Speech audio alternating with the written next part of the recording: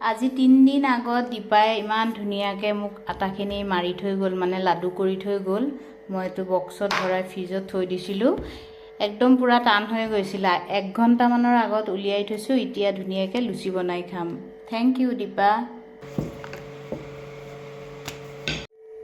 ৰুটিকেইটা ধুনীয়াকৈ বেলি লৈছোঁ, কিন্তু মই ৰুটি বেলিলে কিয় যে গোল নহয় বুজিয়ে নাপাওঁ। এয়া দেখিছেনে, কিবা না কিবা ভাঁজ লাগি তেৰা বেকা হ'বই আৰু ধুনীয়াকৈ গোল নহয়। কিছুমানৰ ইমান দেখিয়ে ভাল লাগে, ইমান ধুনীয়াকৈ গোল হয়।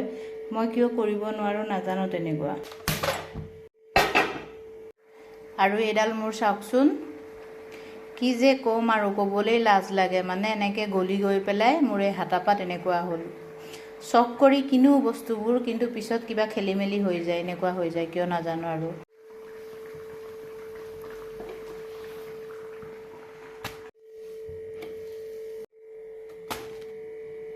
ইমান গৰম, খাবৰে মন নাযায়, তথাপিওতো নাখাই থাকিব নোৱাৰি। এয়া চাওক, বনাই লৈছোঁ ধুনীয়াকৈ। মানে আটাও 2 দিন আগতে মৰা, তৰকাৰীও 2 দিন আগৰে গৰম কৰি লৈছোঁ। এতিয়া ধুনীয়াকৈ খাই লওঁ দেই। আপোনালোকে খোৱা বোৱা কৰিলেনে? ৰাতিপুৱাৰ মানে খোৱা আৰু, দুপৰীয়াটো নহয় বাৰু, দুপৰীয়া বহুত দেৰি আছে।